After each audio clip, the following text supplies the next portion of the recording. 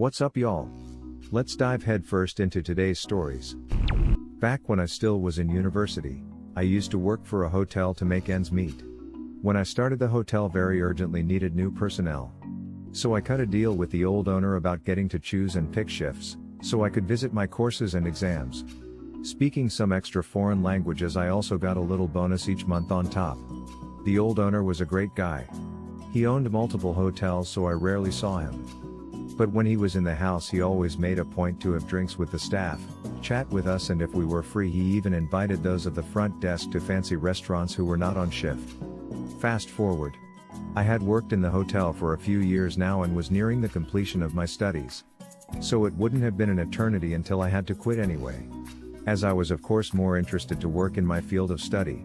As part of my deal with the old owner, I mostly chose to work night shifts, allowing me to visit my courses at university during the day. To make up for my privileges, I had picked up the habit of doing some extra work in the dead of night other shifts would normally have to do, when I on contrast could have sat around and stared at the walls. People were grateful for the help in the beginning, and we became a rather tight-knit group. But over time people rotated in and out. When the old owner retired and his butthole of a son took over the business as the new owner, I already feared the worst. The new owner didn't like me very much. I never found out the exact reason for that one. I was at that point nearly the sole veteran left from when I started. Among the tasks I had taken on was doing light clerical tasks to ease the manager's job in the morning. For that, I generally had to use the Manger's network account. One night while doing my lists, I logged into the Manger's account and emailed to do my job. Then I saw an email with my name in the subject line. I know it is not nice to snoop, but of course, I've read it. Turns out the new owner wanted to get rid of me. I still had my old employee contract with the bonuses for foreign language abilities and was allowed by my contract to pick and choose shifts. I can only assume these privileges are what made the new owner hate me. No idea if he had other reasons. Because to be honest, these seem very weak to me. But he couldn't fire me without cause. On top of that, I would be owed severance if fired. And generally, there were not enough bodies in the shift rotation without me. Though the new owner didn't seem to understand that point, as the emails told me. I looked for more email concerning me and found them. There was an email chain between some of the employees, the manager and the new owner. I was of course not ceased, as I was the hated topic. The employees didn't like me hogging the night shifts. Because those paid better, and for every night you worked you got paid the night bonus. The manager was the only one rather neutral on the matter and just curbed their enthusiasm to get rid of me, as they needed me to be fully staffed. The new owner and my colleagues actively conspired to make a hostile work environment so I would quit of my own volition. I was furious. I thought about a variety of reactions, from egging their cars to burning down the hotel. But I settled on a less crazy method of revenge. I called my uncle at 2 a.m. asking for advice. My uncle is a lawyer. So for sake of proof, I forwarded myself all the emails. I made photos, printed them out, made copies and filmed the whole deal just to be sure. My uncle told me to sit tight and see if things got worse, or if it was just bluster. And so I gave it a few days. And things did take a turn. Snide remarks about my looks, clothing and so on were only the tip of the iceberg. Some of the colleagues were just as professional as before. But the conspirators always left extra work for me or pawned of poop duties they normally had to do on me. I always kept a spare shirt and suit at work, just to have a change, which suddenly disappeared. One guy even started to threaten me with violence. But I kept clenching my butt cheeks. I would not give them the satisfaction of saving on the severance or giving in. I am a big boy after all. I did, however, stop doing any extra work I was not obligated to do. Which in the end was the reason they used to fire me. They still had to pay me severance. The next day my uncle, with bundled proof of the email and all documented harassment by my colleagues, served the hotel my lawsuit. It started with wrongful termination and ended with harassment. Reportedly the manager went white as a sheet when he realized where the emails must have come from. The new owner had been on vacation and had to cancel his expensive vacation in France to deal with this. Their counsel advised them to settle. So I accepted my severance and a hefty bonus on top. Enough money to last me until the end of university without work. But that was not all my revenge. I had gone after the new owner's money. But in the next step, I went after the hotel. I had used all the spare time during night shifts alone, to document every last violation of city, county, district, state and federal law I could find. That went from minor things like some harmless mold under the kitchen sink to substantial violations like modifications to the building. The building was under a limited form of historical protection by federal law, on the ground of being built and inhabited by somewhat important historical figures a few hundred years back. So every renovation or change in floor plans needs to be signed off on by a committee, which can take ages. There is also a grant paid to the new owner by the government for keeping the building intact as is. So with my uncle's help, I sent documentation of every violation I could find to the corresponding agency. In 1 month everything from health, building code, fire safety to the finance and work police crawled over the hotel. In the end, it was the building and fire inspectors that shut the place down. The new owner had done substantial renovations to the top floor luxury apartments, which he used when he was in town. So the new owner had to pay back the grant, pay fines for unauthorized alterations to the building, endangering his guests, because something wasn't built right according to fire code and had to close down shop until the building was fixed. I also tipped off a friend who had studied journalism and worked at a local paper. The paper ran an article on all the violations accumulated, which tanked the business once it had reopened, as the newspaper article had led to horrible reviews. In the end, to afford all the fines, repayments and building costs, the new owner sold the hotel. Also, all the buttholes who had tried to harass me out lost their job. Granted, the people who didn't do anything to me lost their jobs too, but didn't do anything to stand up for me or help me either. So I don't feel too much remorse. And the cherry on top was, that the new owner, whenever he was in town, used to bring home escorts. Which in my country is not illegal. But he was married. It took some doing to get that information to the new owner's wife. But one of my former colleagues, who had quit before this had all happened, had her email. So I let her know what the new owner was up to when he was out of town. I don't know what exactly happened, but they did. Divorce in the end. Make of that what you will. Full disclosure, this isn't my story. It happened to a friend of mine who lives in USA a long time ago, so dialogue isn't exact. He gave me permission to post it on Reddit. For ease of writing, I'll write it as if it happened to me. Due to the nature of the story, some details have been changed. Cast: me, friend.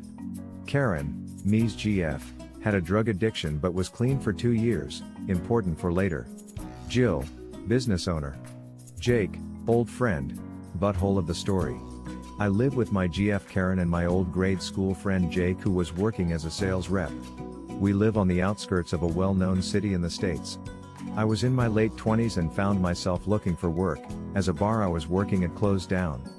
Knowing I was desperate for work, Jake calls me and tells me his new GF Jill just purchased a motel/bar with a small kitchen and she is after hired help. Needless to say, I jump at the opportunity as Karen wasn't working, the bills were piling up and our health insurance was due. I called Jill, arranged to meet her at her new property to introduce myself. Jake made the introductions in person and had already told Jill I was hands-on DIY person with hospitality experience.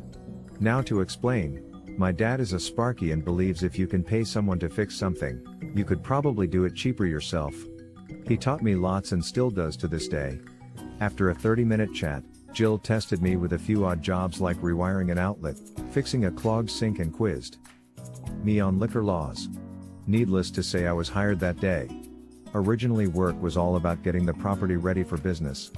Jill thought it would have been minor works, paint, replacement of fixings and furniture. We soon found out the electrical wires were shot, the whole place needed rewiring, which was a cause of stress for Jill as it would have blown her budget. Lucky for Jill, my dad was between contracts and offered his services using leftover stock, already paid for from other jobs. Jill would need to cover the cost of any new product required. As for labor, his payment, he said he enjoys a steak and beer on Friday nights. After 3 weeks of helping Dad, the wiring was done, was up to code and at a fraction of the cost. Jill and I spent 1 to 2 months painting all 15 motel rooms, bistro, bar, cleaning the kitchen, pool rooms, etc. Jake would offer to help but always left after 20 minutes saying he has to make a sale. Jill often worked well into the night. After all, this was her dream. I'd take some furniture home to restore after hours and return it once restored. Business opened up after 6 months, and thanks to Dad, Opened under budget. Jill managed the business and ran the kitchen. I worked where I was needed. In the kitchen, on the bar, tending to maintenance. I was on salary, second in charge and could work in any position. Things went smoothly for a year. Business was turning a profit. Dad was getting his weekly beer and steak. Karen seemed happy. Jake was still working as a sales rep for a pharmaceutical company. One day I felt crook at work, so I clocked off and went home early. Pulling into my driveway, with the exception of a turning gut, things felt normal. Jake's car was there but he lived there, so I didn't think anything was wrong.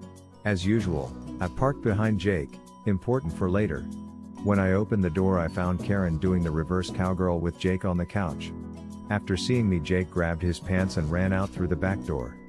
Karen and I argued into the night. She tried blaming me, saying I'm never home, I'm spending too much time with Jill. We were keeping things professional. I was her employee.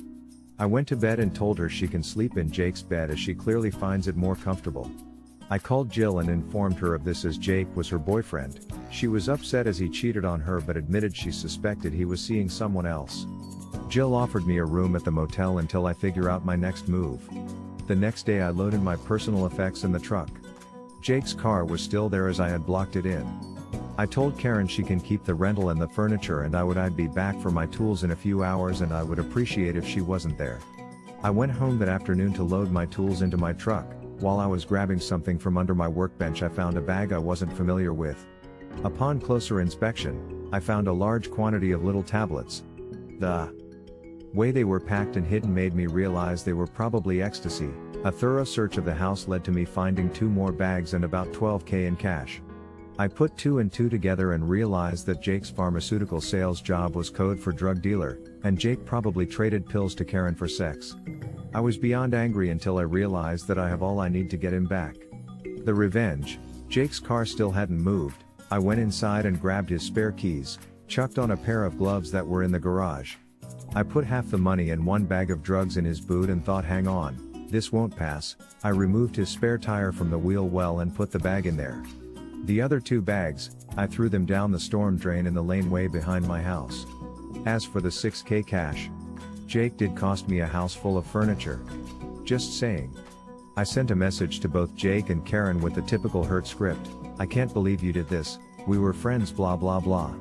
I've left, I hope you two are happy together.